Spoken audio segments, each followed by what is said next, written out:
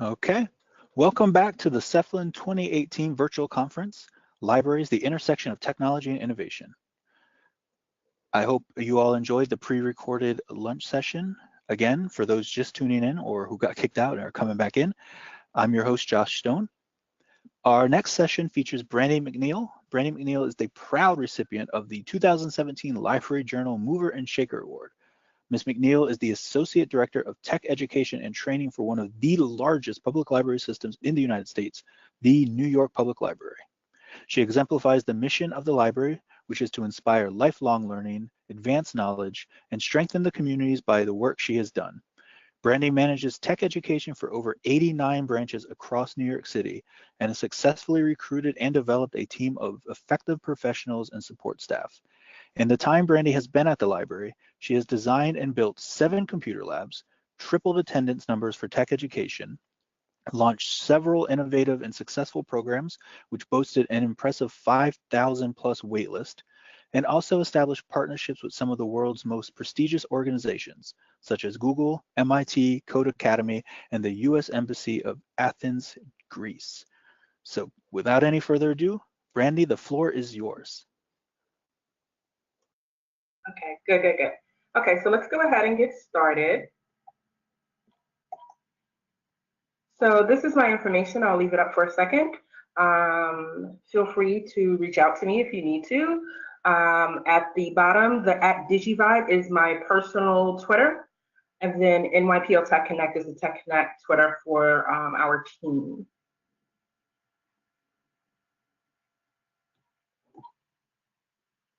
So I usually like to start off with telling you guys a little bit about me. So for starters, I am a mom.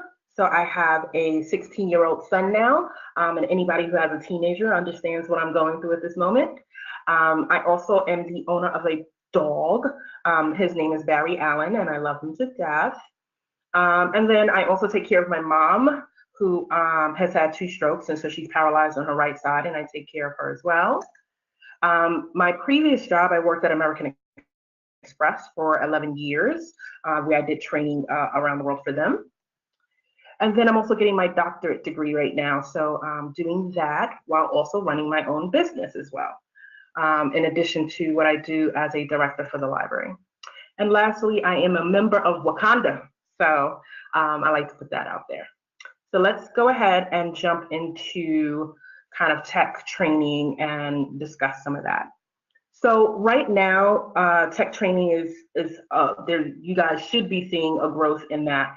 And technology skills are really important nowadays, because I went to a meeting this morning and literally almost every single library manager told me that what they're seeing is people are coming in, they don't know how to fill out applications that are online. There are certain forms that they need to do for their housing or Social Security or an insurance. Everything is being done online.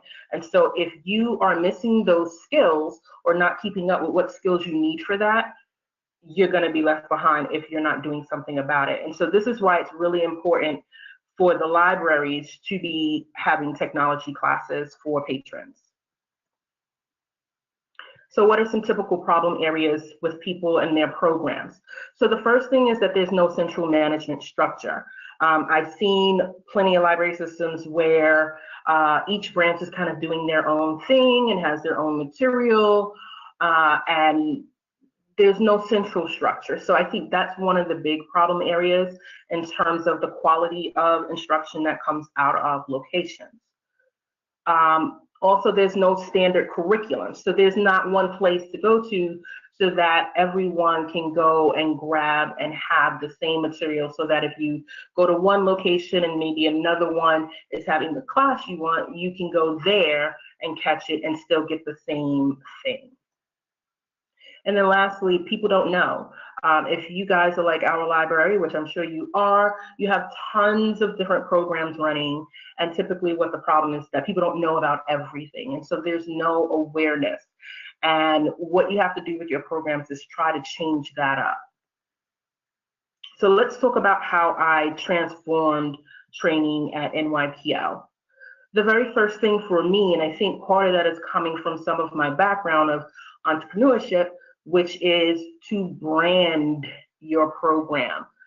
If you are running it, the reason why branding is so important, especially with tech training coming out of your library system, is that people can latch onto it. People have brand loyalty.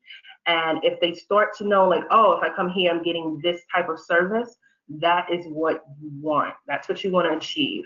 So I say brand. I say think like you are an entrepreneur with your programs, and figure out how am I going to, run this business, get people to come, and have them do what it is you need them to do. So one of the very first things that I thought about is, okay, in doing this, our logo is, well, you might even be able to tell just by even my PowerPoint, is green and blue. And for me, one of the big things was, how do I bring this into kind of the staff area and inspire them, right? Make them be a part of the brand and be proud of the brand. So one way to do that might be to paint the walls. What you see on that wall is actually a keyboard that's kind of dripping. And we also put up things like technology connects here with a little plug. And we also even changed the seats so that the seat colors of the chairs are the same color as kind of the theme, the brand. So that's one way to kind of inspire staff, revamp their spaces. We took areas that were like cubicle type areas and turned them into kind of big, large spaces where everybody can work together as well. The other thing you can do is take spaces in your branches, and if they're being used just as a meeting space or something like that, you can actually turn them into labs. So this particular location is in Harlem, and we took it from kind of a drib-drab lab or open space to a computer lab, right? And you can see in that picture, you can see the actual logo and color scheme that we use and the branding that we were using for the program, to the point where people actually think that Tech Connect is a brand. Oh, I'm coming for the Tech Connect class. And that's what you want. You want them to recognize and be able to pinpoint where classes are, when they are, where they can go for classes. So that's what we've been doing with that.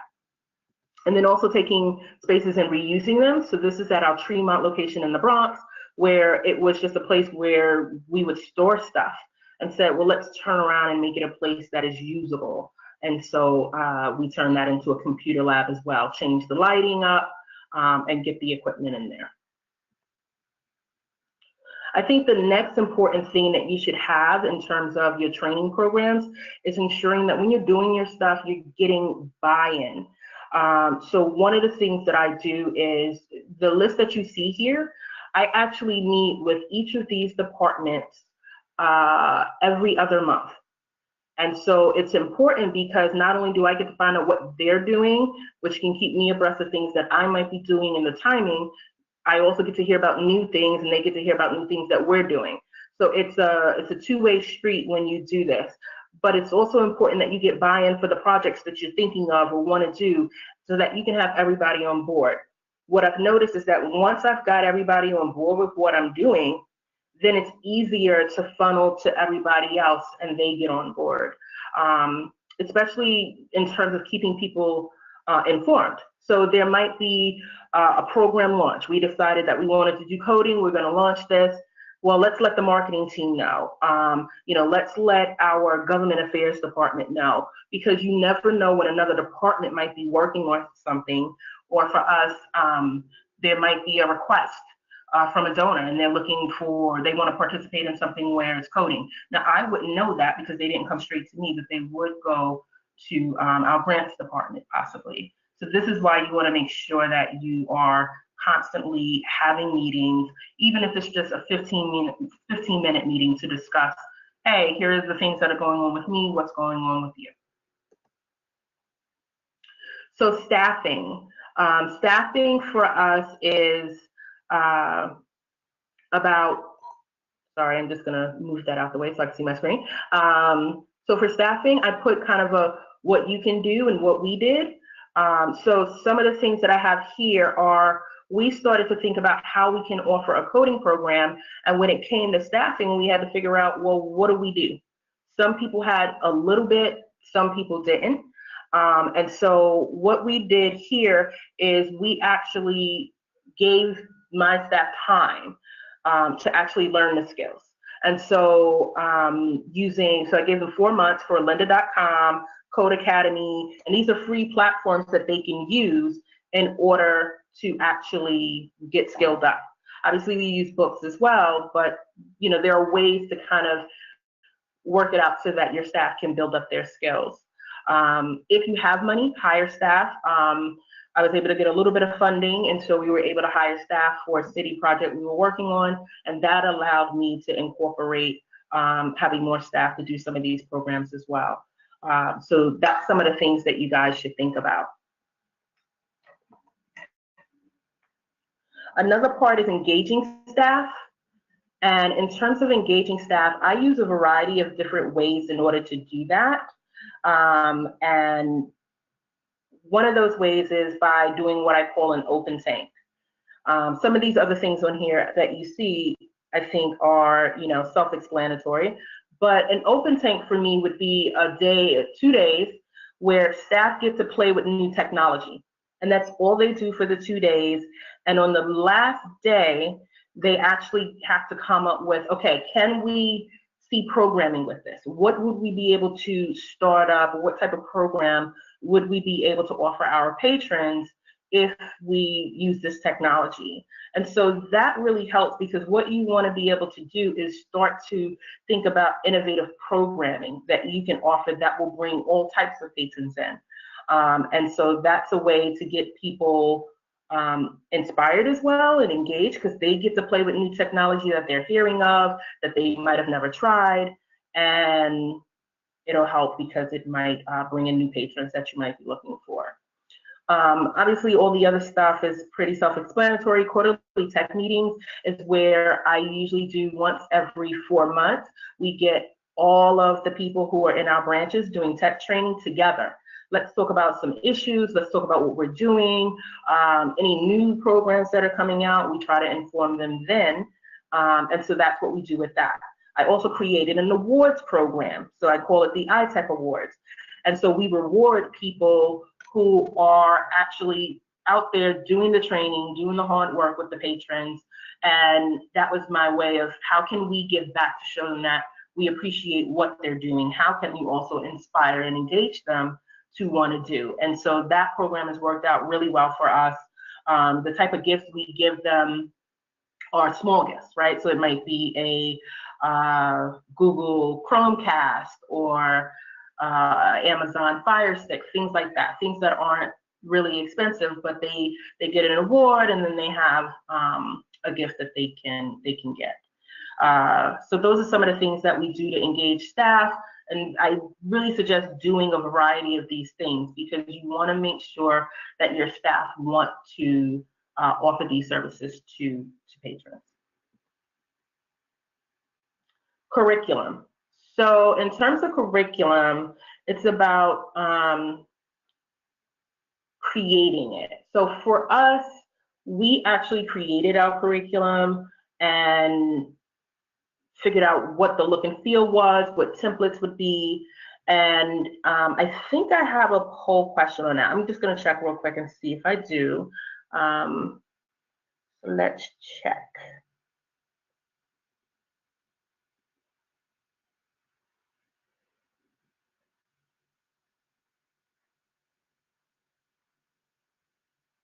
Oh, so one of the questions I had was how many of you can actually control your hiring process for staff who conduct classes?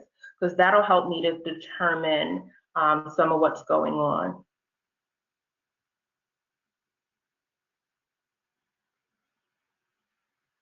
And so I think she's trying to get the poll question up. Let me just see something. Yeah, the poll's up. Yeah, it looks like we have 83% saying no, they cannot control it, and about 23% saying yes. Those numbers are changing rapidly. Okay, so that's good. So that I just wanted to make sure of that. And then the next poll question is, how many of you have staff that are just dedicated to tech training?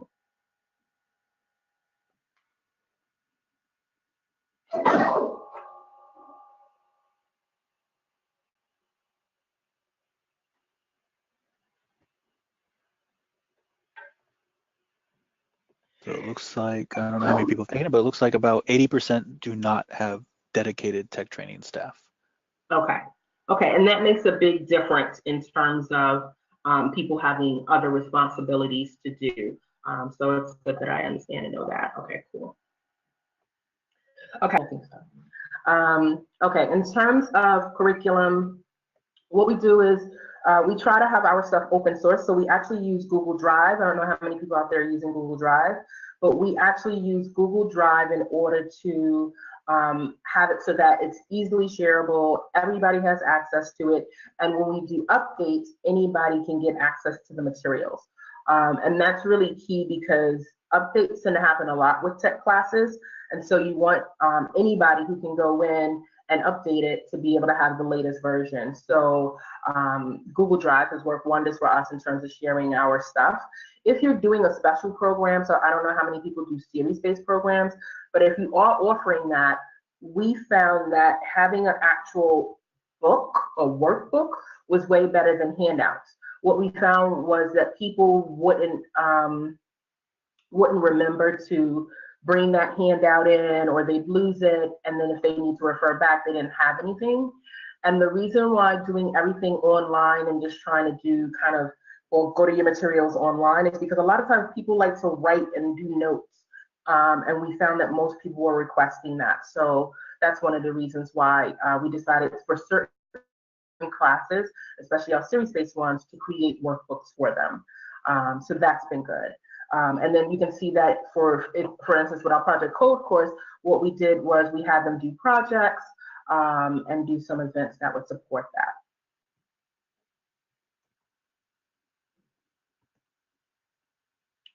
So this is to say, right now, I think everybody is getting a ton of emails. Everybody's getting an email from something about something, and it makes it really difficult for you to send out a newsletter to patrons to get them to be aware of your programming. And promoting is really big. Marketing your programs is huge. I find that awareness most of the time is the reason why people don't attend programs that we have.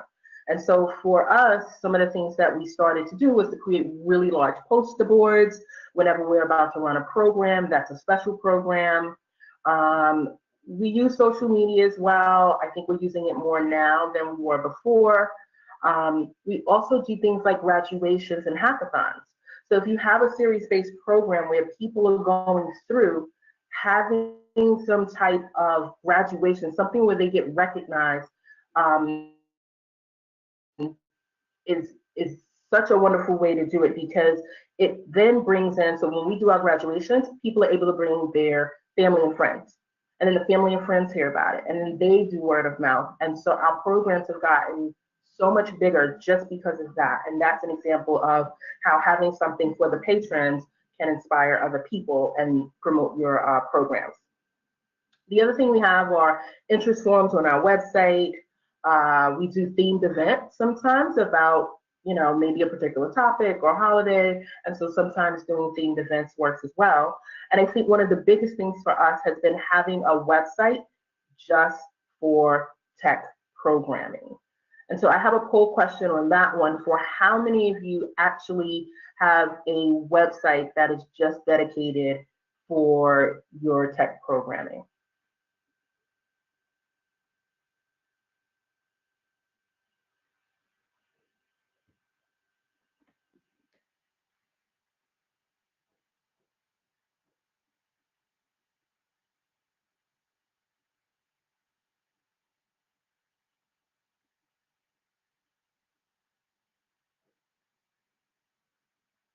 We're at about 30% of attendees voted, and around 90% do not have a dedicated page for tech programming. Okay. Now we're at 40%. Okay. I would say that's one of the biggest things to do. The reason why is, so we have an interactive website. It was created by staff, and we did it using a Google site. So even if you go to our site now, nypl.org/computers, it is a website that we made interactive because we can put up when we're going to launch a certain program and we want people to register. We use Google Forms. They can go in, they can register for the specific program, and we can keep track of people that are interested. And it allows us to also put up our materials. So even you guys, if you're running courses and you want to run some other types of courses, you can see our whole entire list of handouts for over 80 different classes that we have. So it makes it so that people can go in and get the materials that they need, so that if they don't always have to go to the desk and ask a person in the library, they can go onto the site and they can pull up the materials that they need or print them out. One of the other things that we also did was we use Articulate Storyline to create kind of assessments. So the way we do it is before class or after class you can use it, but it's a way to really test whether they're learning what they need to learn.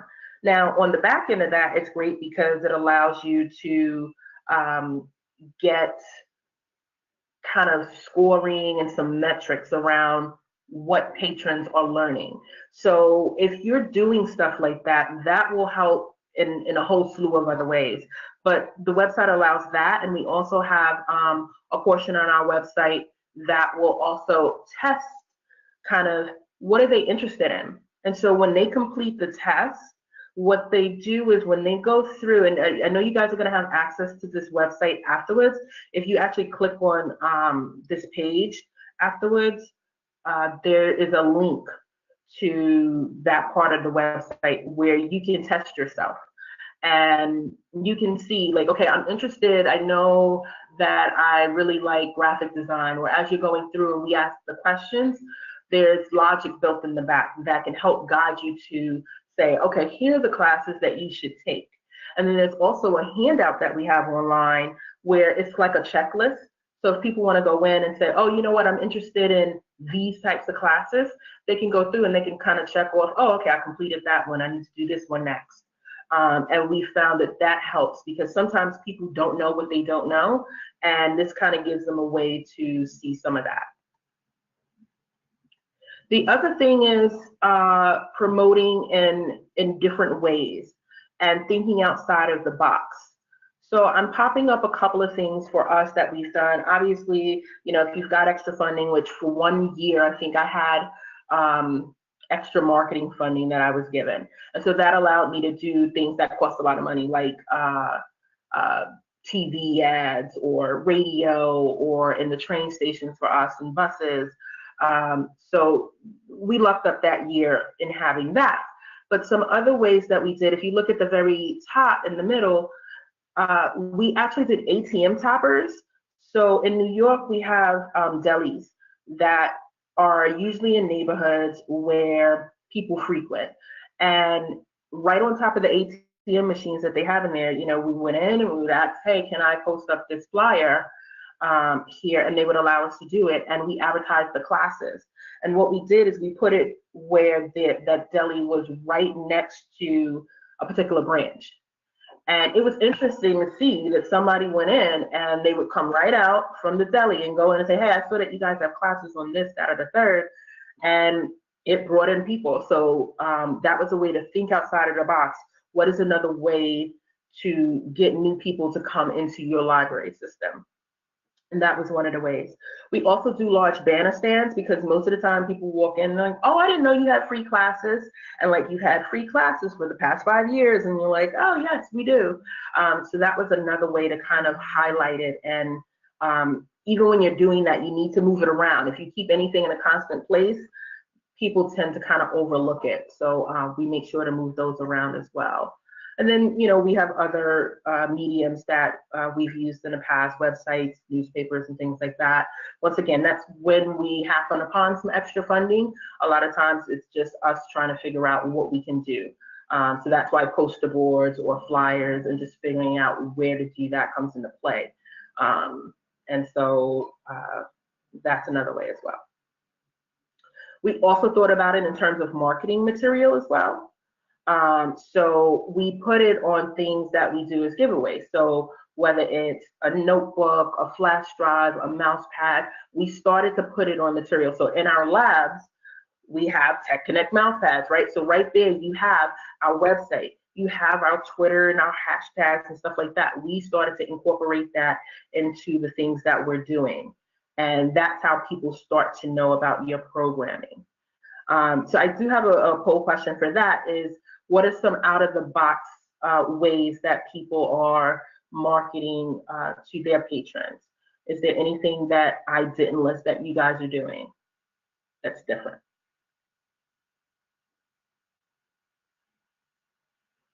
So for this one, go ahead, and if you have anything that you'd like to share about out of the box marketing that you all are doing at your library, go ahead and type it in the little chat area.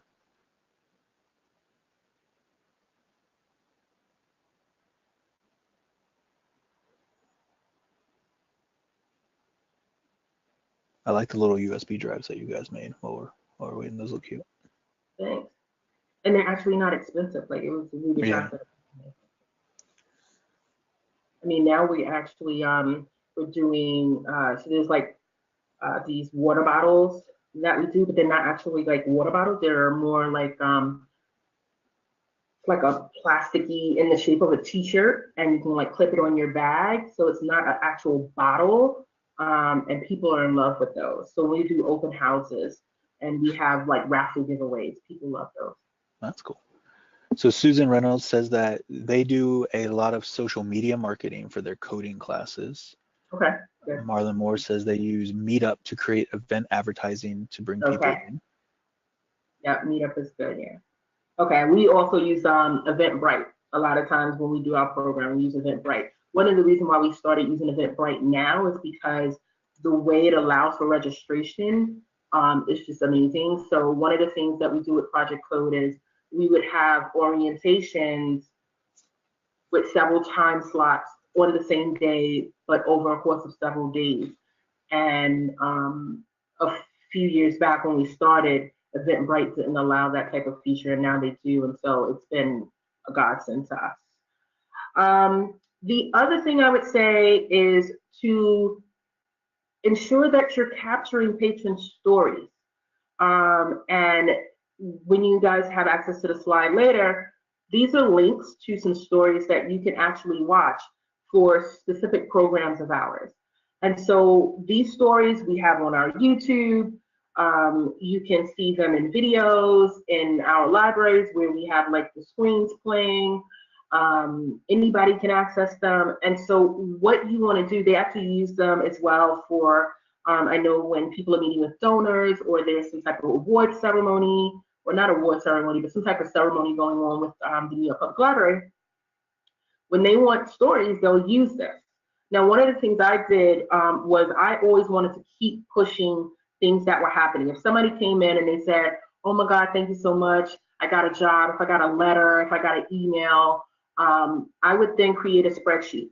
And on that spreadsheet, it was patron stories, and I shared it with anyone in the system who might need that story, who might want to hear about it. That's PR, that's our marketing department, that's our government affairs, grants, the donors department. All of those departments had access to see, here's some of the things that our patrons are saying, so that it helps to get the word out, and they can see what's happening. And that's just a great way to advertise on your social media too. So for instance, now what we do is we just had our 3D printing kind of exhibition, is what we call it. So once they get done with our 3D printing program, they do the exhibition. And our 3D printing program is called Make It, Print It, Sell It. So it's because they learn how to make, using Tinkercad and MeshMixer, 3D printing objects. They then print them, and so we created a partnership, which I'll talk about with that, and then they get to sell it. And we had them basically line up the things that they had made, and we did interviews. Now, what we did was we used social media. So we went on Twitter, which uses Periscope, and we went live, and we live streamed the exhibition. And we would interview them, they would showcase their products, we'd zoom in on that. And so those are ways that you can use your social media and these patron stories to really speak to what you're doing, because you want people to know about what's going on. And that'll help, especially once again, with building word of mouth. So here are some of the things that we've done. I just spoke about the live streaming. We've done meetups as well. And then hackathons and graduations are another way. Like I said, when we do our graduations, we try to go all out for the patrons so that it makes them feel really special. So we have like a little red carpet. I don't know, it's not that long.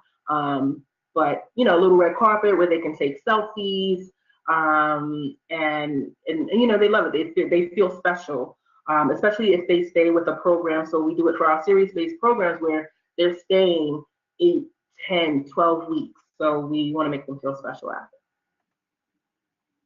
And this is an example of some people on our red carpet. So we created hashtags. So literally we just went to Staples, wrote out the word and say, hey, can we get it in this size? And we have our hashtags.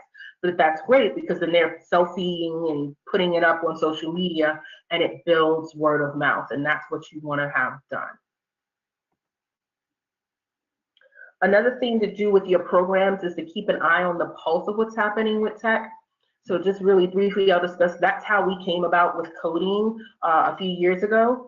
And it was all over the place. You were seeing coding camps pop up, and it became the next big thing.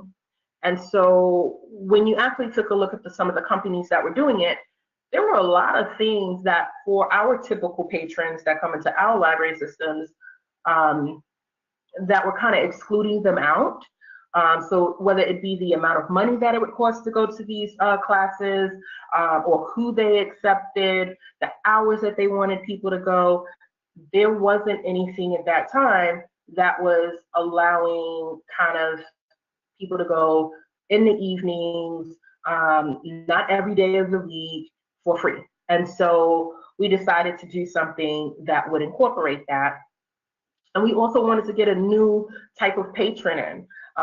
One of the things that we weren't seeing was people who were in their 20s and 30s kind of frequenting a lot. And I think that's because typically people feel like, oh, they already know everything, but they probably knew some of the basics that we were doing. So this is when we decided we need to kind of up the ante in terms of the types of tech programming that we were offering.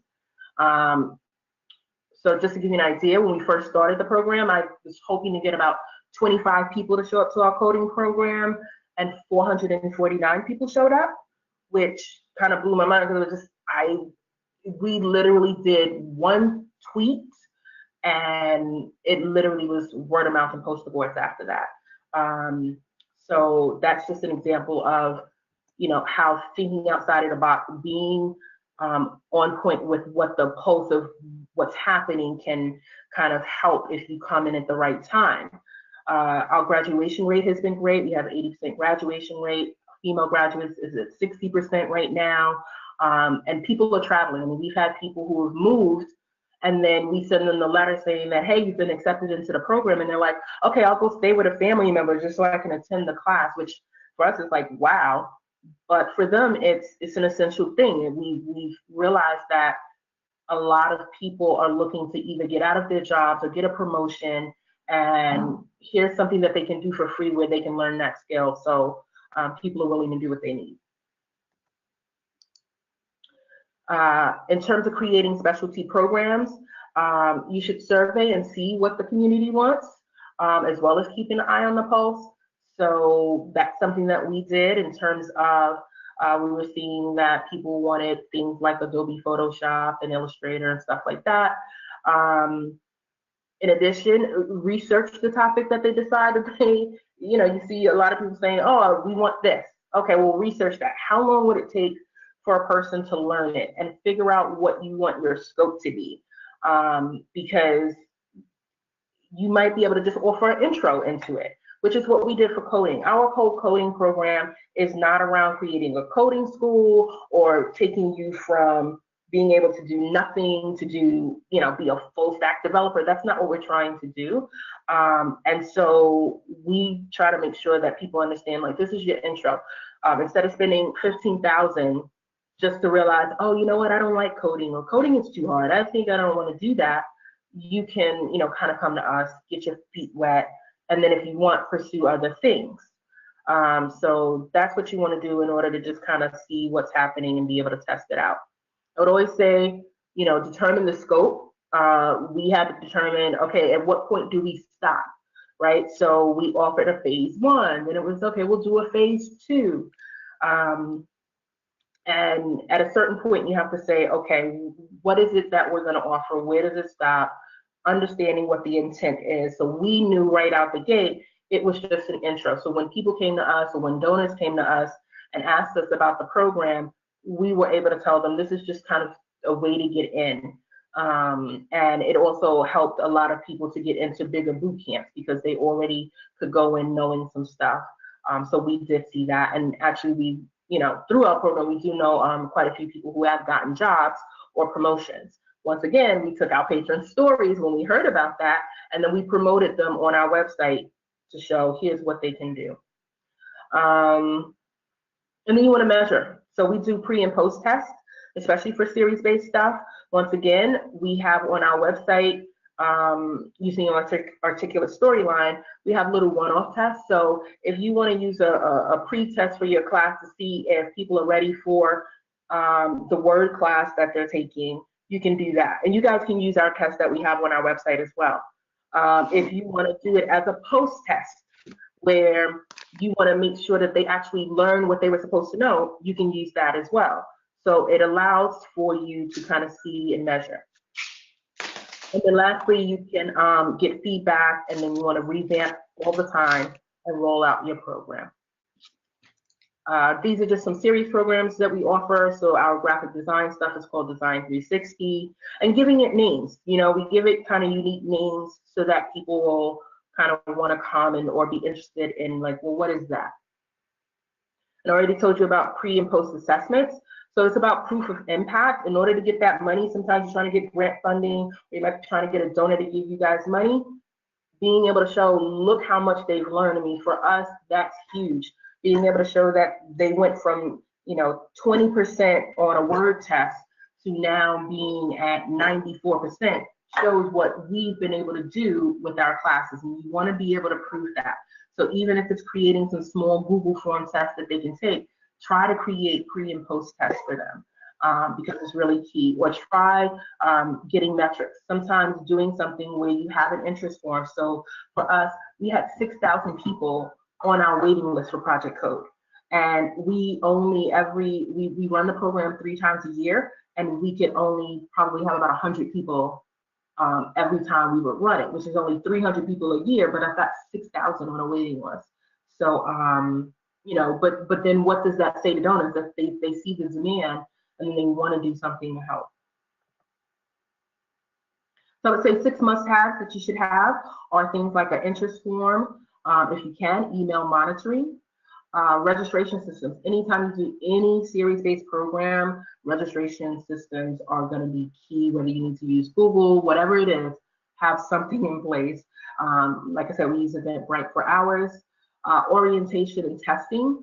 We find that especially for series-based programs, so there are times where you don't turn people away, but you want them to come in with a certain skill set so that the class doesn't fall behind.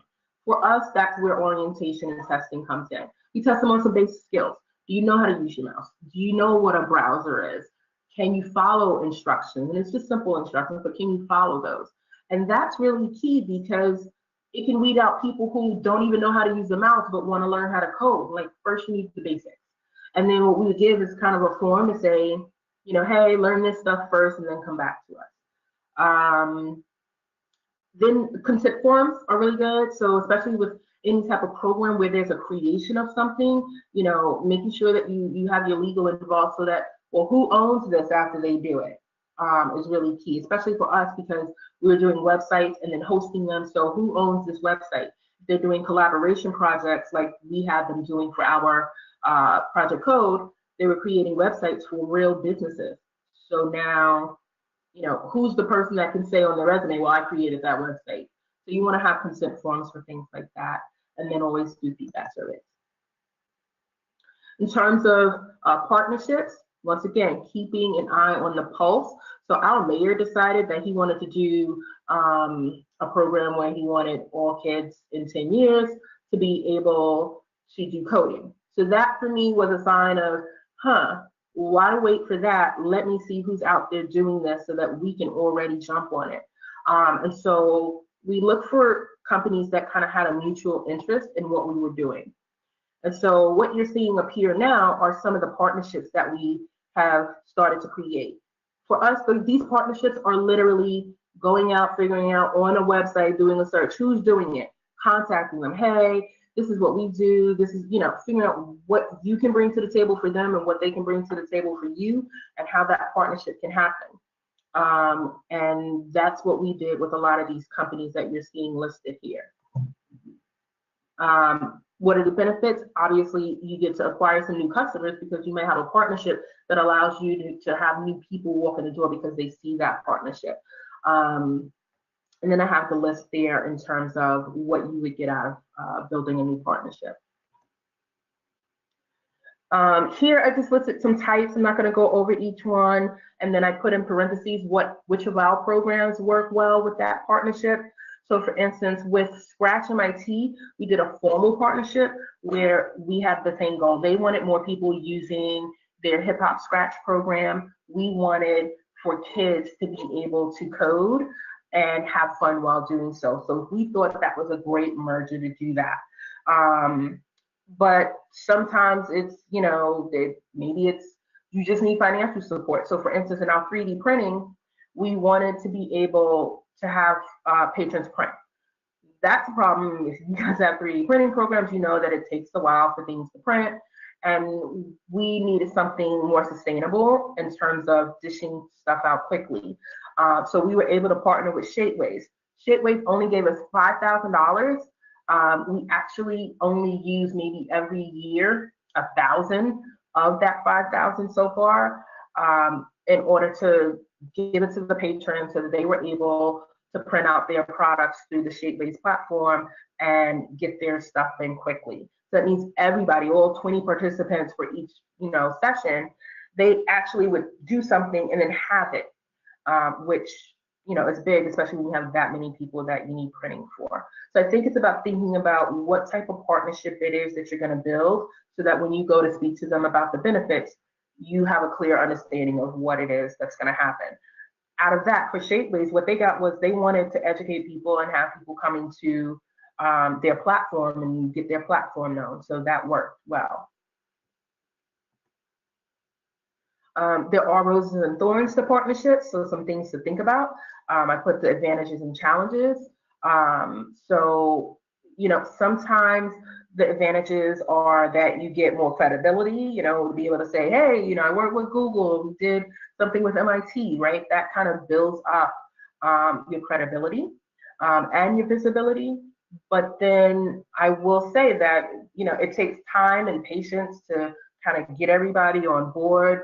And it's extremely time consuming in order to constantly be working back and forth on what you're trying to do. And sometimes if you're the one that needs the partnership more, it's a little more challenging to get that partner to kind of have the same agenda as you. But it can be done, and we've done that. I would say, we have a partnership with Attain where people who take our Microsoft Office series-based programming, we wanted them to be able to go to that next step, which is to get certification.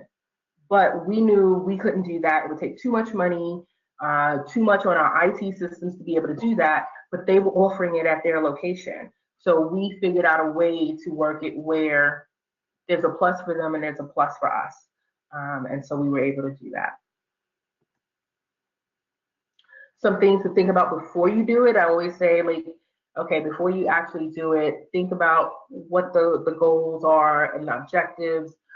What are their motivations? So we get, obviously, we're New York public, so we get a lot of people that reach out to us where all they want to do is just really, they want the visibility, they want to promote their program that they're doing, and it's really nothing where it's a mutual interest.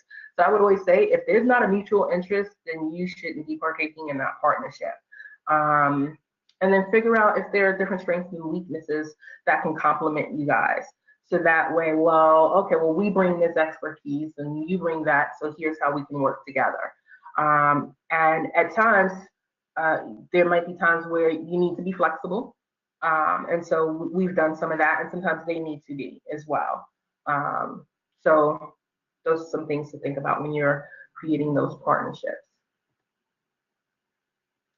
I just wanted to give you guys kind of ideas. So connecting, planning, and executing are the ways that I think about kind of obtaining partnerships. I mean, we've done stuff where we've looked on LinkedIn and, oh, who's this? And what do they do? And can they do this? And we've done some of that. Obviously, word of mouth is another big thing. In terms of planning, just kind of mapping it out, figuring out where the gaps are so that if you can kind of see what the mutual interests are, and then just executing it. I think that's the part that takes a lot of time and patience, is actually being able to do it. And maybe you have to do a site visit, and then you have to figure out what the agreement's going to be. But we always get ours kind of written down so that everybody knows the scope, everybody knows who's doing what. So think about that as you try to create partnerships, whether it's with, and we do a lot of neighborhood partnerships, so in our communities, but think about those types of things when you're doing it.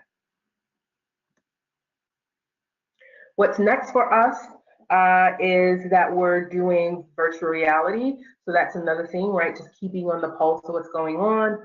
So we've been working a lot with Unity and trying to figure out kind of what it is that we want to bring in terms of the program.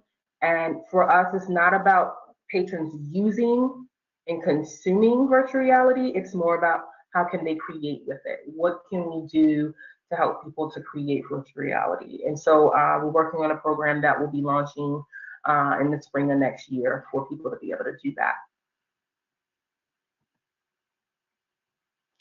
And then I just wanted to give you guys some quick tips. So these are some of the things that I think you should think about. I'm not going to read every single one, but don't be afraid to pilot things is a big one for me. I think sometimes you think that maybe it can't happen or it's going to take too much, but sometimes you really don't know unless you try it out. See if it works, see if people are going to come. That's what we did with coding. I had no clue whether people wanted it, didn't want it, whether they were going to show up or not. And they showed up. So I would always say just pilot it and don't be afraid to do that. And giving your staff time to upskill is huge in terms of, you know, when they have multiple things to do, if you can carve out, okay, as part of an agreement, you know, you give them an hour of time where they can learn that thing. That's kind of the best way to go. And you give them a certain duration of time to be able to do that. Because I feel like you have to invest in the staff if you want to see the outcomes you want to see in terms of new stuff in your training programs and at your branch. It's just not going to work if people don't have the time to actually learn the new thing to be able to offer it. So I would say definitely make sure of that. And the last thing I would say is super, super important is definitely that pre and post testing. If you're able to do that, like I said, whether it's you go on our site and use what we've got, if you go on digitallearn.org and use their assessments, which are similar to ours because we both use the same platform, do something where there's some type of assessment process that can really help to show that you bring value to the people that you're helping. And now, are there any questions? Awesome. Thank you, Brandy. Yeah, if you have any questions, please go ahead and put them in the little chat area. While we wait to see if they have any questions, I just want to say that I really like what you said about making sure that staff has time to learn all this new stuff that you want them to teach. I think that's really important. Oftentimes, they feel kind of rushed and thrown into it without the guidance they need. So I thought that was a good message. Yeah. It's hard. Especially for our branches, we're short-staffed, and it's like, well, how do you give them time to do this and put them here? But it's about, you got to be dedicated to the staff to do it if you want to change. And you did mention about making sure you know who owns the websites they create. So who does own the websites that the people create in the classes? So the very first year, the actual business would own it. And you know, that was clearly stated in the documents that we had them sign because it was actual businesses that we had them working with. As we started to move towards just having them still create business websites, but not for a particular business, We did it where they can kind of own the rights, but they would own the rights of their stuff that they created. So they did individual and collaboration would be ours because it was something where we created for them kind of what they needed to do, how they needed to do it. And so even though some of the stuff was their idea in terms of how it looked and things like that, we, through our legal documentation, we retain the rights for the collaboration project. I see. Awesome. Okay, so it looks like there's no other questions, but a lot of people want to say that it was a great presentation and that they really learned a lot. So thank you so much, Brandy. That was awesome. Great. Thank you. Bye, guys.